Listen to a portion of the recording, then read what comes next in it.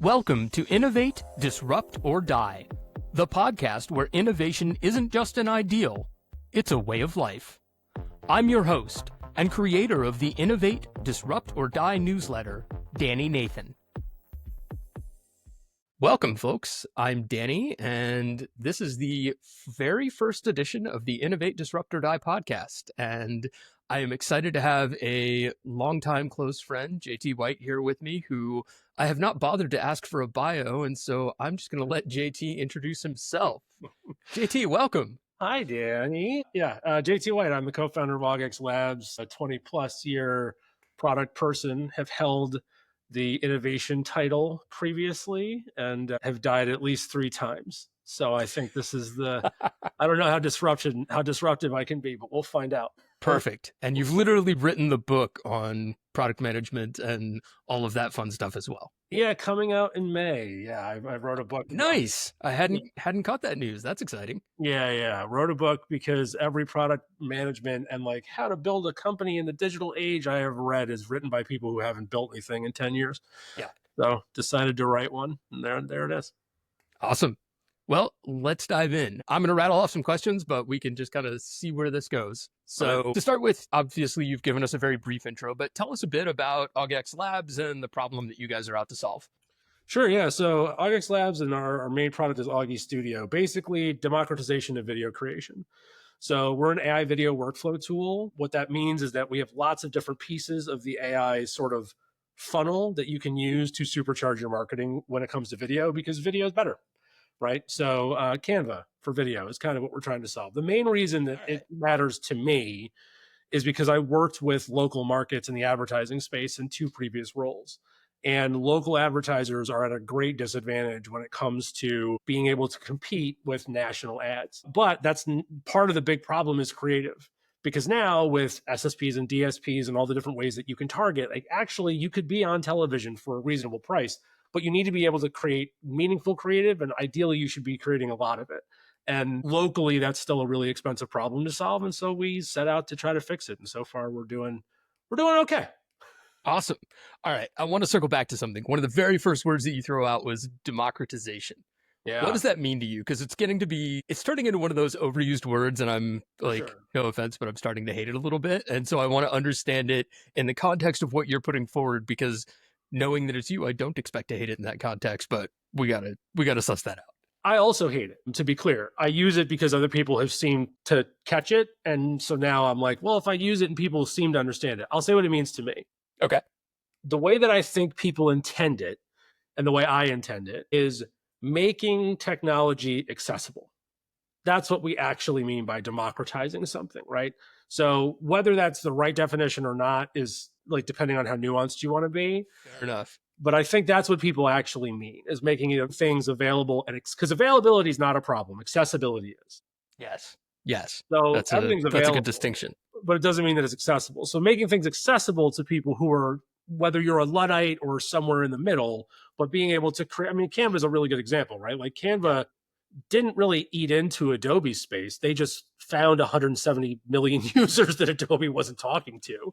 Well, and we should circle back to that because it's a really good nod towards the ideas of disruption as well, which generally circle around the notion of finding an underserved market that isn't willing to either learn how to use or pay to use the tools that exist, and figuring out a way to make something accessible for them. And so in that regard, I think Canva is a really good example. And I love the idea of we are Canva for video, especially having been a now reasonably long-term user of Augie Studio. I would agree. It makes it quite easy. And, in a couple of hours, I can crank out a really nice looking 5-minute video that I would have no business creating otherwise. So that makes sense to me. So just because you walked into this by inviting me to be the first person. So now, please. Now I'm going to come back to you. I hate the word disrupt. Okay. Why? I hate it. I hate it because I think it's not a disruption most of the time. When I look at Canva specifically, Canva was an evolution. It was an evolution of a tool set, because Adobe Premiere, like everything Adobe does, they're great products. They're just not for everybody. right? So what Canva identified is that they said, okay, there's actually all these people. We're not going to disrupt the current workflow. We're going to create one for people that aren't there. That disrupts Adobe's business, but it's not disrupting the industry. It's evolving the industry to be more inclusive. So I think it depends on how you like who's being disrupted here. Yeah, it's an interesting call out, and it's an interesting way to sort of think about disruption in general. I mean, having been nose deep in innovation and disruption theory now for quite a long time, the thing that it strikes to me is that Canva disrupted the lower end market for people who otherwise didn't have access to, didn't want to, couldn't pay for Adobe, et cetera. And let's be clear, I mean, the learning curve for the Adobe suite is not small either, and neither is the cost. I mean, it really is, Adobe is really designed for the professional and corporate creators where companies are paying for it. And so, in fairness, they left the door open there, which, is a whole thing in the world of innovation and disruption. But I can't imagine that Adobe wasn't looking around going, there's whatever number you threw out, 170 million. Is that the latest user count for Canva? I think so, yeah. All right. So whatever, 100 and some million people, I can guarantee that Adobe, had they thought they could have captured that market without messing up their existing business model, would have been salivating to do so. And so, I don't know, I'd argue that if anything, Canva has disrupted Adobe by coming in and sort of stealing a part of the market that they probably would have loved to have and never got around to tackling.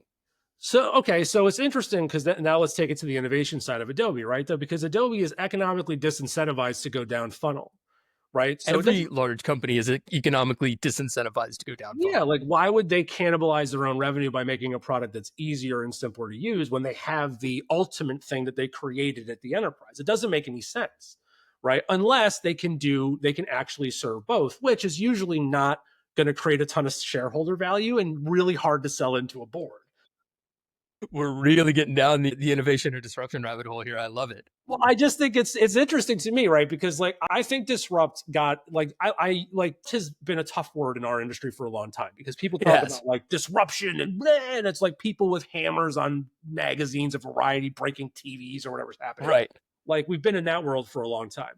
But what's true is like I don't know that like it disrupted Adobe's potential business model, but it didn't disrupt their actual business model because people in Premiere didn't go get Canva. They didn't, right? And if they did, they kept Adobe.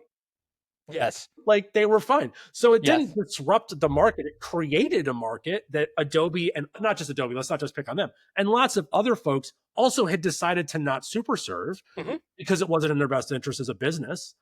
And so Canva went and created a brand new space and said, look at all these people who aren't getting what they need. Let's see if we need them. And it turns out there was a lot of them and they seem to be doing pretty well. Yeah, it's a really interesting call out. And you're absolutely right. I think that I agree. Disruption has become overused in much the same way that democratization has. I'm tired of hearing about people who are revolutionizing something. Are you really? And so your point is well taken there.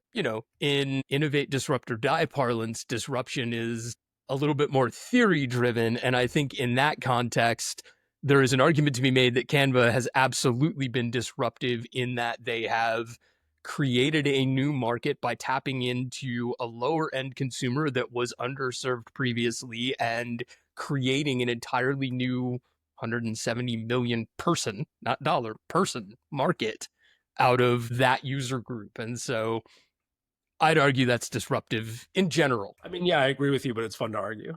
Oh, it totally is. No question. Are you kidding? That's why you're here, man, because I know you'll give me a good argument. All right. So that we don't get too far derailed here, circling back to AugX Labs, tell me a little bit about what inspired you to, become a founder of AugX. Was there a key insight or a frustration that led to the creation of the company and the product? Or how did you go about kind of discovering that Canva for video was a thing that needed to be made? Yeah, I mean, it's, I hate that necessity invention quote, so I'm not going to actually say it. But what happened is my co-founder and I, Jeremy, he's the founder and co-founder, but Jeremy and I had a podcast during the pandemic because it was that or sourdough. And in the process of doing so, like I have an audio engineering background because I started in music and I love radio and all that stuff. And Jeremy was like running innovation for Warner. And so I was doing sort of like the production and show running and all that stuff. and Jeremy was really, he was more the expert on the type. It was about movies. And so Jeremy, as a good partner, was like, well, you're doing a lot of the producing and editing and all that stuff. He's like, I'm going to go figure out social media stuff. And it was like, oh, you need video content. And so he went and took a 40-hour self-paced tutorial in Adobe Premiere and came back and he's like, I can do star wipes. And it was like, that's cool, man. He's like, you're After 40 hours. He's like, it's hard. He's like, there's just a lot of buttons and menus and stuff. Like, it's hard. But we also were both in a, like, both in the digital space for a long time. We were both kind of like playing and messing around with a lot of AI. And so it just sort of like, it made sense to us conceptually, like, well, if we have a transcript, which was getting easier and easier to do 3 years ago, and you have the internet, like, can't you just smash those things together and go find content to make things kind of like make sense? And that's literally how it was born. Like, that's why. And from there, because of his background in the innovation space and very specifically mine in the advertising space, it was like, well, nobody's paying attention to marketers because everybody's in love with UGC. And it was like, listen, not for nothing, but like, have you used CapCut? It's great. Like, making another CapCut's not a great idea. CapCut does a really good job. If you're filming yourself and you want to do stuff, CapCut's really good. That's not how businesses and marketers work, right? They have their own shot content. They need B-roll. They need commercially viable content. Like, they just have a different suite of problems. And so we just had the luxury of being in media for as long as we were. Like, we kind of saw that landscape and went, oh, that's a problem that somebody's going to have to solve. And to be candid, like, we were early. Like, it was before Stable Diffusion. It was before ChatGPT. We had used those things because we were lucky enough to be in the space. But like, when we founded the company, we weren't like, it's right around the corner. Like, it happened to us. Right. The same way it happened to everybody else. We knew it was coming. We didn't think it would come this fast and this well. So yeah, we sort of had to like, it was never a pivot. It was more like, oh, cool, we could do this faster. Cool. Like, we can use all these things and we've been trialing forever. But that's basically like why it started. Like, we had our own problem. We then identified lots of other people would have that same problem. And we were like, how do we fix it? And tell me about that identification process. Did you go out and talk to people? Was it connections that you had through your experience in the industry? Or was it just sort of hearsay from other people that were also running podcasts and wanted to put video content out? Like, how did you go about, for lack of better terms, like, tell me a little bit about your validation strategy and, how you confirmed that there was a need? It's funny. It's the first two, not the third one. So we used our network. Okay. And a lot of it was just sort of like gut. We did not do anything hearsay. We actually never really intended to build something for podcasters. It's just what turned us on to the problem. Gotcha. Like, we saw the problem as podcasters and went, oh, this is a problem. And then we were like, oh, well, how big is the problem? And then, like anybody who's done startup-y stuff, we went and had to actually look at like, all right, well, how big is the market? Like, I hate Tam Sam Sam, but like, you should. Like, yeah. But you need to understand it. Yeah, you got to get it. And because of where I had worked specifically recently in the local advertising space, I knew how big of a challenge it was. And Jeremy was at a company as big as Warner, and they had all kinds of video creation issues, right? Like, they just couldn't create enough, fast enough, good enough. Right. And so for us, it was a lot of like immediate validation from people we trusted in the industry, which is like, hey, if this worked, would you think it's interesting? But more importantly, and this is like, I know you're a product guy, so you'll appreciate this because Jeremy and I both are, we built a functional prototype. And we had like a functional but ugly, so a fugly prototype that we took to market, which is like, look at this thing that it can do. Is this cool? And people were like, that's cool. And we're like, all right, cool. That's right. That's what we wanted to hear. Because it was one thing to talk to people about it. And like, a deck and a dream is like, it's fine. Yeah, everybody's got one of those. Who cares though? Like, it doesn't mean you can make a good business out of it. So we really focused on showing people what we thought could be done in like I mean, hideously ugly prototype. Like, it was just real bad. But that's the beauty of it though, is like, if it works, nobody really ends up caring how ugly it is. And that's one of the things that I feel like a lot of the books and the gurus and the whatever out there will, sort of pass over, is that you can have the world's ugliest product. And if it makes somebody's life easier, they will pay money for it. Yeah, 100%. Well, I also think just in the validation phase, like the more chrome you put on a thing, the more feedback you're going to get not related to the output of what you're doing. Yes, that's also a really good point. So like, the more stripped down a thing is, it's like, this is a really weird analogy, but like when you're working on a car, like sleepers are fun. Like, don't put any rims on it. Don't do spoilery things. Keep the doors off. Like, if you're really trying to work the mechanics of the car, you want to see it from the frame. Like, you want to see everything bare bones. And then you can make it pretty later if you feel like it. Right. But the second you start putting those things on it, that's what people are going to judge. Yeah. Yeah, they're going to be like, why'd you do stagger 17s and 18s? It's like, well, who gives a shit, man? It runs like a three, you know what I mean? Like that's Yeah. just the wrong thing. Yeah. So the uglier it is and the more honest you are about that it's ugly on purpose, Right. I think it frames people right to go, oh, the output of what you're doing is really fascinating. Could it be used for XYZ? And that's a really fun way to sort of like early doors gauge PMF. Like, see, it's like, Mhm. okay, cool. We hadn't even thought of that. That's an Yeah. interesting sort of, adventure for us potentially. Yeah. That's an awesome breakdown. Thank you. All right. My next two questions are kind of the meat and potatoes here. Starting off, given the context of what you've described you're building, how do you define innovation? How do you think about it? What does innovation mean to you? And I'm not looking for the Merriam-Webster's like dictionary definition. Give me the JT off the cuff version. Yeah, I struggle with innovation a lot, actually, as a construct. I've literally had it in two titles before, which, what, by the way, what does that mean? So when I think about innovating for me, because of my product background, I think about incremental but measurable improvement on a process or thought. So to me, innovating is literally just make better. Like Okay. that's sort of how I approach it now. And I do think there's like little I innovation and big I innovation. And I think that Okay. there's space for both of them. I think the problem is I think most people fall in love with like capital I innovation. Yes. And I think that's really dangerous. I think it's dangerous as a startup. I think it's dangerous as a founder. I think it's even more dangerous as an organization because you start to lose the thread and you forget that like if you could make this one part of your product a little bit more efficient or smarter or faster or easier to use, that is still innovating. Mhm. You know me personally, so you know that like I love watches and horology, and like that's the thing like I love about the practice of building watches. When you look at like a Patek, like you're talking about fractions and fractions of a millisecond that they're improving on, Yeah. but like that to me is innovating. Okay. Like it's just taking those like small steps as that make things better. So how does that come to life as you're building out Augie, for example? Like what are the incremental steps that you've taken and how have you, this kind of leads into my next question, but talk to me about how that definition of innovation then impacts the act of building a product. Yeah. So it's actually it's a challenging question to answer because there's the version that actually happens and there's a version that I wish was happening. And it's not that we're doing anything wrong. It's just that's how products work. Yeah. Right. Like, okay, so I'll try to give like a short answer for both. So the way it should work is that you never ship software with bugs and there's no bugs or regression ever. And so you get to just make small improvements based on data and based on user feedback and user surveys and based on things that you as a career product person sense is probably not the way it should be, or really, really smart UX people around you helping. Like, that'd be great. Mm-hmm. What actually happens is you have to still all the same things, great UX people and your product instincts and data, obviously. But I think more realistically, what winds up happening is you have to sort of like build it into your workflow, right? So like the same way that like really, really smart engineering organizations, in my opinion, always have like a 20% holdback for tech debt. Like they just know that's part of the Mm-hmm. thing.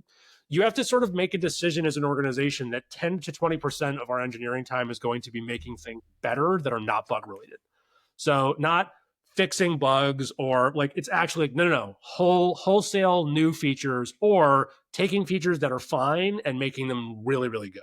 Yeah. But it has to be conscious. Like it has to be a thing that you like actually quarantine and go 20%. If we're not doing this, we're failing. So that's actually a perfect lead into my next question. You're welcome. Thank you. So given what you've just said, and in a way you've answered it, but I'm going to ask it anyway, because I think it'll help to make it a pointed question. As a founder, how actively do you think about innovation and disruption? And what I mean by that is, are you deliberate in the application of, in your case, how are we going to make this better? As you've just said, do you deliberately carve out 10, 20% of the time to focus on making better as opposed to paying down debt or fixing bugs? Or is this something that happens more organically, just kind of through the growth of the product? Okay, hot take. It will never happen organic. Interesting. Talk more about that. I almost don't think it can. Because the truth is like, especially as fast as develop, like, so if you think about like the arc of how things used to go, right? You went from like TPS to Kaizen to then you moved into like the black belt world, and then you started to get into Agile and Sprint and all this stuff. Almost everybody's a continuous development shop now, whether they admit it or not, Sure. because you can just rapidly deploy things. Well, every time that you rapidly deploy stuff, bugs, like things are going to go wrong. You're going to break stuff. Like that's part of what you're supposed to do that, by the way. It's healthy. Right.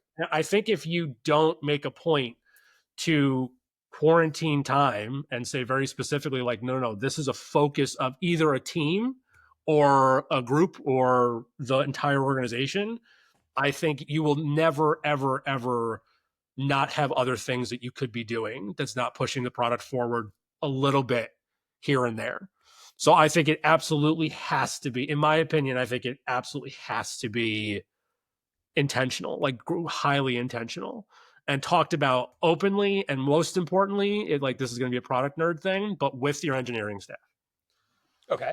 Like, I think that's like one of the biggest misses is that product and project people in particular, not to dig on project people, but it's one of my favorite things, is if you don't actively include your engineers in what could be moving the product forward and innovating in the product, you're missing whole scale what probably a lot of really interesting things could be happening is, because they have a point of view that, while not always as close to the user as you would want, is really, really useful and could be really meaningful. Absolutely. And to add on to that, I mean, they are theoretically the ones who have the clearest organizational understanding of how something might come to be or what the technology is behind it. And so if you're not enabling them to help educate the rest of your team on what technology could be doing for you that it isn't today, then to your point, you're missing out on a huge opportunity. Yeah, like I just think it's just so like innovation's an inclusive process, right? And like I do genuinely believe that like innovation is not a thing that's going to happen if it's not from the top.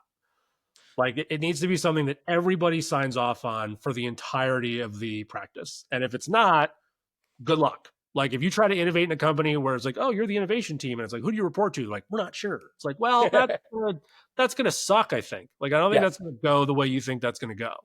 So for us, I mean, for me as a co-founder and whatever other stupid titles I have, like it's a thing that we're constantly talking about. Like it's always about moving things forward a little bit and a little bit and a little bit. And every once in a while, capital I innovation, where you go, somebody says, well, what if we did something like this? And you go, oh shit, that's interesting. And then you put everybody on hold, right? Jeremy has this thing that I really love, which is like not hackathons, but scrimmages, where you basically just take a 2-week block, put everything else on hold and go solve a problem. Yes. Let's go solve that problem. And 2 of the times that we've done it have been like very much in the product, very specific, new feature, whatever. One time we did it, it was totally tangential. Well, it was related to what we were doing, but it was kind of like left of center. But it was just like, this is a thing that will benefit the way that we're thinking. And in every instance, whether it worked exactly the way we wanted it to or not, like we were better for taking the time to go build something from scratch. Like, I just think there's enormous value in that. And that to me very much falls under the innovation kind of blanket.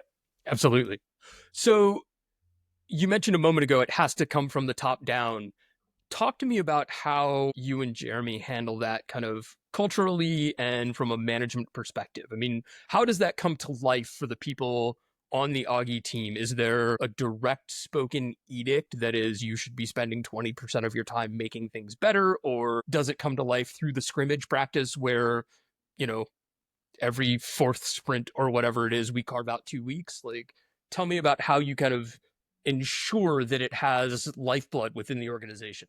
Yeah, so I think it's sort of like 2 different answers, right? So one is it is an edict, but like edict sounds scary. Like I think the way that we try to look at this is like 2026, like 2020-60, right? 20% tech debt, 20% new shit, 60% lights on, right?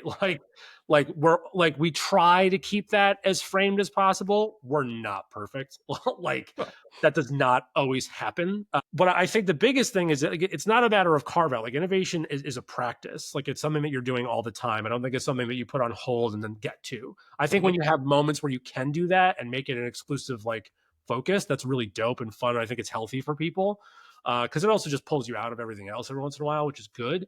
But for at least the way that I look at it, like I don't think you can turn it on and turn it off. I think it's a thing that you're either actively doing or it's a thing that you're not doing. And then what's important about that is how you define it, right? So for us, defining it as little I innovation makes it approachable and means that we can be winning in the innovation space, every couple weeks, where we're like, oh, this is really cool. Like we have a new feature, or we have a new thing. We have a thing that we did well, but now we do it better. Or we had a thing that we didn't do well, that now we do well. Or we created a whole new thing, right? Mhm. Like all those little things, like that to me is innovating on the product, where it's just like either getting deeper or wider, but noticeably for users is sort of the framework.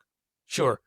How do you then go about aligning making it better, spending the time on creating a feature that didn't exist before, for example, to the needs of the customer base? Where does, you mentioned data earlier, for example, where does data come into play and how does it guide the process of innovation? It's a great question. I think it depends, right? So, in a data rich environment where you have lots of user information and you can track them through an entire ecosystem and see where they fall off and see what they use, see what they don't use, and so on and so forth, I think it should be the basis of informing every decision you make to the extent that you can.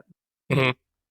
But that requires a mature platform and mature users. And most importantly, it requires you to really understand who your users are, right? So, Yes. like, one of the fun challenges that we've had at Augie is that, like, a lot of people took to the platform very early because we were an AI video platform. And, like, that string of words together doesn't mean anything. Like, no one Right. knows what that means. So for us, the challenge for data when it comes to innovation in particular was like, okay, well, we see a lot of people doing things, but like, do we care? Well, like, are they the ICP? Are they good users or bad users? Like, how do you qualify that data? Interesting. Because just because you came to the platform doesn't mean you're who I want in the platform. Like, if you're just Right. somebody who came in thinking that you're going to get like a runway ML or a Sora experience because you saw AI in video and then you found out that we're actually like an AI workflow, you're going to bail. And so I have to learn what the data signals are, right? Signal versus noise. I have to look at the signals to go, oh, actually, if you fail by this point, I don't take you seriously. Because from this Got it. moment on, you're not actually like, you prove to me through your behavior that you didn't actually want to do what we do. But if you make it past this point, I have to take you seriously and then I have to see what you're doing. So the tough thing about innovation, and this is like such a cocky product thing, and you and I have talked about this personally before many, many times, like users don't actually know what they want, and they don't, right? They know the output, but they have no idea the mechanism. And Right. so you have to be really careful in data discovery because you might be doing something wrong. Like, you as your platform, you might have made a decision that is negatively influencing the way that they react to a thing that actually is a thing they want. You just aren't giving it to them in a way that's meaningful. So you can make horrible innovation decisions based on data if it's actually like a you problem that you don't identify early enough. So, what are you doing to help identify how to use the right data at the right time to ensure that you're not falling into the trap that you just described? Supplement it with user surveys always. That was my next question was, Yeah. are you talking to users through that process to understand not just from the data that says, oh, Danny created, 37 seconds of video and never came back versus Danny saying, oh, well, I expected it to be like Sora, or, oh, I had trouble doing this and therefore found it difficult to use, for example. Yeah, I mean, it's always both. Like, you have to be doing both simultaneously. Like, you can't just talk to users because they don't know what they want, and you can't just look at the data because you didn't do everything perfectly. So you need to be marrying those two together. It's the art and the science, right? The question for organizations that I do think is important, and I actually think what matters is where you are in the stage of your organization as to which one of these you pick is where you start. Like, Talk mature more about that. organization. So I think mature organizations can start with data and then go to users to actually validate their opinions. Yes. Gotcha. Young companies or younger companies, or like a company like mine that has like hundreds of thousands of users, but I don't know if all of them are the right people. Like, what I need to do is I need to start with my users that do make it through the funnel, that I know are using it properly, and then go validate what they're saying against all the other data and the cohorts that I can match to that type of user, Got it. right? Both ways work, right? Like, you could do it either way, but I do think you need to figure out which one. Because if you try, like, you can't do both at the same time. Like, the tail wagging the dog is dangerous. Like, you got to pick Yes. one to start with. And I think it depends on how much data you have. Also, how good your data pipeline is, obviously.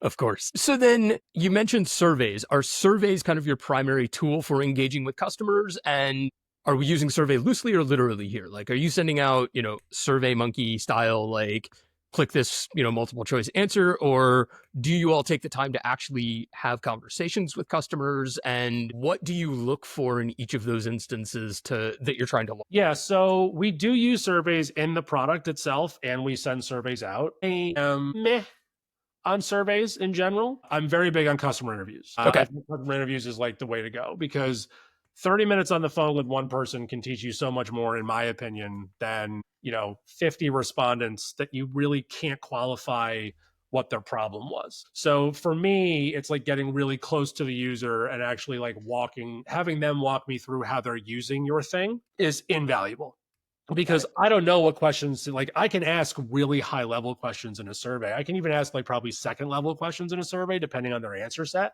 And the surveying tools are all really good now, so that's like not hard to do. But there's still a fair amount of ambiguity as far as the answers, because even if I build really complicated surveys where it's like, are you a social media manager or a video producer, or are you this, Right. this? And you have conditional logic that asks a whole different set of I can questions to build each 60 one. workflows, but then all I'm doing is I'm narrowing the set of responses I'm going to get to the point where I don't actually know, unless I have a huge response pool. Like, just because my background with psychology and studies is like, there's a line of demarcation where it's like, if 3 people answer the survey, who cares? It's not enough people, right? Versus like, I would rather instead of spending 40 minutes writing a survey for 18 different types and hoping I get a 10 or 2% response rate and send it to my entire user base, I'd rather spend 3 15-minute phone calls Mhm. with 3 people who I know are using the product, and give them an Amazon gift card or something for their time, and be like, hey, show me what you're doing and why it's cool. Show me what you hate the most about this. Why do you hate that? And then run ideas past them in real time to have them see if it's like, oh, that's fun, or like, that wouldn't make my life better at all. It's like, okay. Yeah. No, and I happen to agree with you completely. If you read our newsletter at all, you'll know that I'm harping consistently on talking to customers. With that in mind, tell us a bit about how you get people to take the time, because I think that one of the biggest responses when you say to somebody, are you talking to your customers? Why not go take the time to do it? Is, well, why would they bother to talk to me? Why would they take the time? So what has your experience been getting people to bother taking the time to talk to you? And, you mentioned an Amazon gift card. I mean, do you feel like that's a necessity? Do you have to incentivize them? How often do you do that? Expand on that. Yeah. Well, so first of all, another hot take, like that opinion sucks. Don't talk, like that's like, I don't like anybody who's saying like, we can't do it. Like, why would they? Because if you don't think people want to talk to you about making your product better, your product sucks. Like, so here's the deal. Like if I cold email someone I don't know that I can see in my like platform as a power user, like I will usually try to create a value exchange, because their time is worth something and it's reasonable for them to be considered. I don't always offer it straight away, but I'll send an email. Like, first of all, like if you're the founder or a co-founder of a company and you just email somebody cold, most people are pretty stoked you care. Yeah. Like if you have, and by the way, it doesn't have to be founder, any cool title. And by the way, we all make titles are so stupid anyway. You can make up whatever title you want. Like email somebody and be like, we care about your opinion. Most people, in my experience, if they actually are using your product for real, would love to tell you what they don't like. Yes. They would love to. Now, sometimes like, getting the right kind of people or somebody that you really want that's like maybe hesitant or non-responsive, if you want to value exchange them, yeah, I mean, like give them a gift card or something. Give them a month free in the platform, right? Right. Give them access to a beta of the thing that you're trying that nobody has yet. Like there's all these mechanisms that you can do to make it worth their time. It's always worth your time to talk to people. I mean, like, and now in fairness, like we also have a lot of enterprise relationships. And so those ones are easy because like we talk to them on a regular basis anyway. We onboard people, like we hand onboard people Mhm. at the enterprise level because it matters. Like Yeah. not that I think we need to be honest, but because it's better. Yeah. Like they do better. We set them up for success. It's good for our organization. Helps manage expectations along the way so that you understand and they understand how that relationship is going to grow. Well, it's also, dude, this is one of those things that's crazy. The amount of people now, when I like try products, that just throws me into a Slack or Discord and go, if you have questions, let us know. I'm like, that sucks still. Yeah. Like, this isn't any better than an AI agent on a page. Like either onboard me or don't. Like, Yeah. I think that there is I have the same thing, and I'm in a number of Slack communities where it's for a product that I want to use, think I'm going to use, do use, whatever it is. And I almost never go to those communities because they're overwhelmed by the people who are overly excited about the product. And I think that the promise of being able to your point, kind of reach the founder through that mechanism is what draws people into it. But inevitably, I tend to agree. I find that it just becomes a bit of a noisy space that I find trouble engaging with. Yeah, it's just like it's noisy is the right word. I think you nailed it. Like that to me is not fun. So like that's the stuff that like why I think reaching out individually to people who are using your platform is really cool. Like, and by the way, if they don't respond, move on. Sure. Like somebody will. Like it's a numbers game like anything else, right? Like Well, and so is a survey, to be clear. I mean, like you said, you're doing really well if you're getting a 2% response rate. So yeah, which yeah, I mean, look, big organizations, I do see the value in surveys. I don't want to like shit talk them. Like surveys are really good. They can be really meaningful. There is a science behind good surveying though. Like that's the other thing is like writing a meaningful survey is like not a trivial task. Like you have to actually take the time to do it and make sure that it's smart and make sure the mechanisms are in place and make sure that there's an actual cadence and flow and that you understand the respondent pool and all that nonsense. Like yeah. It's not small. Like that's not a small problem to solve to do it right. That's why I tend to prefer, at least at my stage organ, like sort of like Series A and back, like talk to them, like get them on the phone, like go talk to them, call them, whatever you got to do. How often every week are you or is somebody from Augie talking to customers? But I mean, like, do you talk to 1 or 2 people a week, or do you talk to like 10 to 20? Ballpark. I mean, I'm not trying to hold your feet to the fire.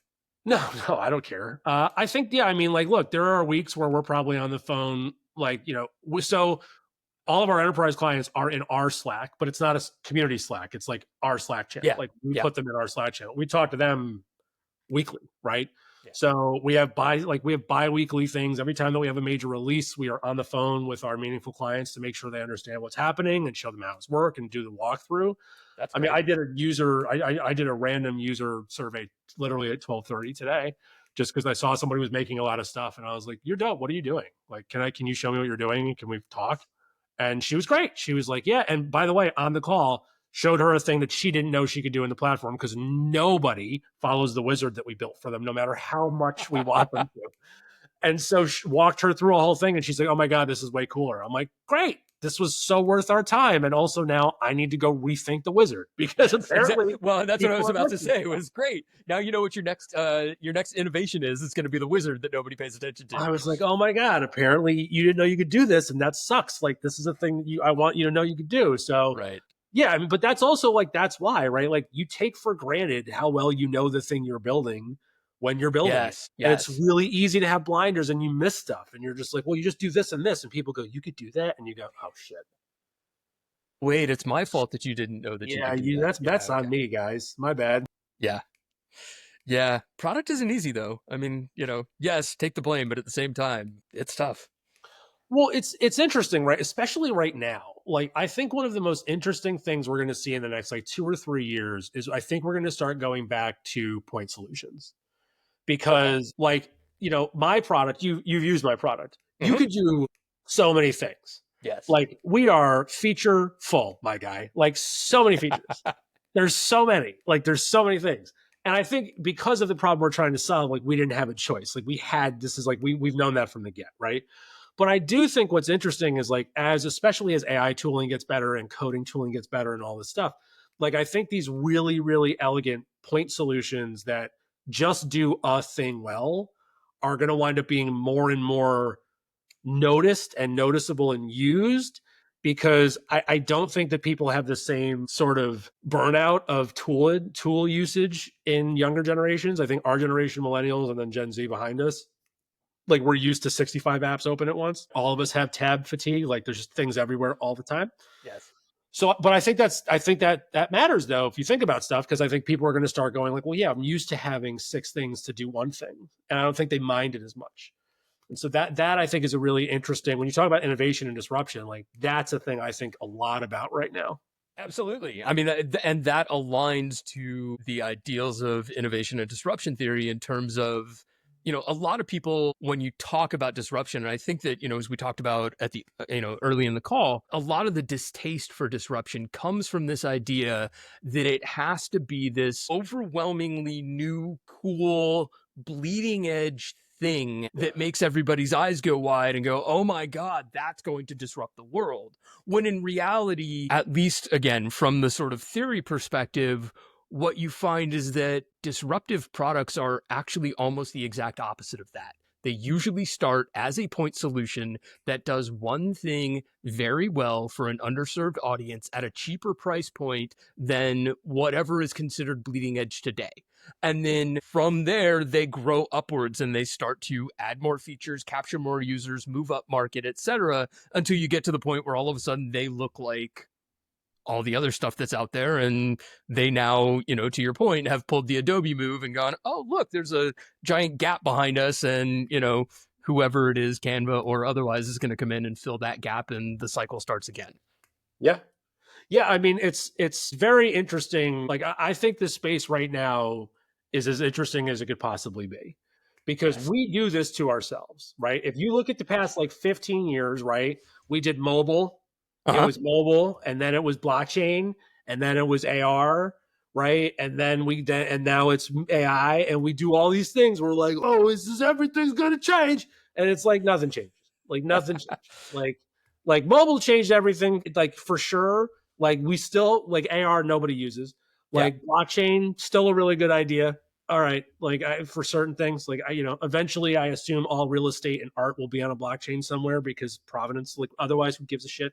Like even QR codes, like we screw everything up. Like we make everything bigger than we need to, and then finally, when there's a real use case, people go, "This is really useful," and then we figure out how to use it. Right. Like 10 years later, like I think that's the arc we're on right now. Is like we're just going to rocket ship this AI nonsense, which by the way has been around since the 70s. Yes. And then eventually this will find a new thing, and then everybody will start to like kind of lean into like, oh, this is how we're going to use this. Got it. Okay, cool. Yeah. That's a really, really good observation. Awesome. Well, on that note, I'm going to start to wrap us up because I've been stealing enough of your time here. Is there anything that we didn't talk about that you're dying to share or that is poignant to the conversation that I just have brain farted and not asked? Definitely didn't brain fart anything, but we didn't talk about die, and I want to. You said something earlier, and I can't remember what it was exactly now, but I almost kind of hit on the die part earlier, but please kick us off. Let's talk about die. So here's the only thing that I want to say to people. And I think that like, I wish that more people told me this earlier in my career. I really genuinely do. And I'm trying to be a beacon of this, and I'm trying to be better about it as a human being, let alone like a product person and on whatever. I don't like saying the E word, entrepreneur, so gross. Like dying's fine. Like it's okay. Like it's a natural part of life, and things die, and sometimes you have to die. Like sometimes you just have to die. Like ideas die, features die, companies die, whatever. It's good. Like embrace the shit out of it. Yes. And then like a phoenix from the ashes or whatever other bad, stupid Harry Potter reference you want, like then innovate and disrupt on the back of death. Yes. Like, but also, and this is definitely from my book, so I'm being a little bit of a dick right now, but like don't build cemeteries around it though. Just move on. Like take your learnings, die gracefully among your friends on a bed, holding with lights on or wherever the fuck your thing is. Have your Frodo moment or whatever. Yeah. Like do the thing and then die and then start over with all the things you learned in death. But like everybody, like there's so many specifically entrepreneurs that I see, like you can't outrun a bad business idea. You can't. Yes. You just can't. And like, listen, there are so many, like, and you know that this is one of my favorite sayings. Like, I love 100% of entrepreneurs and like 4% of business plans. Like, good products are good. It doesn't mean it's going to be a good business. It just doesn't. And you got to figure that shit out. And I wish more people were comfortable telling each other that, giving that feedback and being like, I love your product. Let it die. I think like, unless you can do this philanthropically, this is not going to be what you want it to be. Go die, gracefully kill yourself and just leave and just start over. Well, and learn how to pull the plug on the life support. Because, I mean, I've been there where you just try so hard to keep it alive and keep it going because you believe in it. And to your point, when you get to that point and you look back and you go, oh, wow, I've spent 2 years or whatever doing this and I probably shouldn't have. It's time to pull the plug. Well, and back to the user thing. And this is like one of the hardest lessons I've ever learned. I'm still learning it actively. But I built a product with a team that I loved for a CEO that is I'm still so close with and I adore. And we built the right product. We built the right product and we were solving the right problem in an industry that wasn't ready, period. period. And we couldn't hear it. Yeah. We couldn't hear it because we refused to believe. We're talking about billions of dollars potentially in transactional revenue. And we couldn't hear that they weren't ready for it. Yeah. And it was one of the hardest lessons I've ever learned, because still to this day, I know that what we were trying to do would have transformed the entirety of this particular set of businesses. And they just weren't emotionally or organizationally ready for anything that was even remotely in line with that. And we probably spent a year and a half too long trying to get them to understand it. Yeah. Yeah. I read an interesting quote the other day that was something along the lines of building a business is one of the few things that you can do where you can get every single thing right and still fail miserably. Yeah. Oh my God. Yeah. Yeah.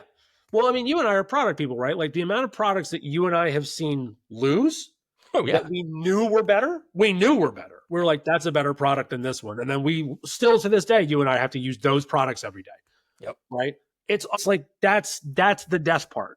Right. Like, yes. I do think dying is important. And I think that the more that we normalize celebrating death instead of holding it over people, because like, I'll tell you, this will be the one soapbox I go on if I haven't already. I can't tell. Maybe I have. But step up, please. Here's the thing. When it comes to venture capital in particular, we have this very specific need and desire to believe in people and the same people over and over again. Mm-hmm. And the way that we usually measure that is in success, right? And we laud their success. But what we don't talk about is how many times they die. And some of them didn't because they were right the first time. And that is so fucking rare. And then we hold them up as an industry. We hold these people up as these unicorns. And it's like, dog, that's the exception. Yes. Most people die so many times before the thing happens that they want it to happen. And we kind of, I think there's like this like weird thing where people look at failure, or we talked about failure. Yes. But we talk about like failure or death or the not exactly how you thought it was going to end. Wrong. I think we're doing that all wrong. Like, death is beautiful because it means something lived for a while. And let's fucking celebrate that and learn from it, and then let people grow from that. And let's actually really enjoy people that have had many deaths, because they probably have a lot of value to give. And I don't think we give them the credit. And I think it sucks. I think that's very well said. And it's an interesting take. I mean, even in creating the name, die was intended to be the bad side of what happens. But you've pointed out very poignantly that it doesn't have to be. So I appreciate that. Hey, I love stuff like that. Awesome. Well, JT, it's been a great chat, as it always is. Where can folks find you if they want to hear more of your soapboxy diatribes or ideas or anything else? Yeah, sure. So LinkedIn, JT White, or go to Build for Better. Just look for Build for Better on all of your podcasting platforms. The book is coming out in the next couple months, so look for that. And is the book now Build for Better as well? It's Build for Better. Awesome. All right. I'm looking forward to it. Well, thank you, sir. It's been great, and looking forward to the next time. Pleasure's always mine. That's it for today. Thanks for tuning in to Innovate, Disrupt, or Die, the podcast. Join us again for our next episode, and don't forget to subscribe at innovatedisruptordie.com. That's all, folks.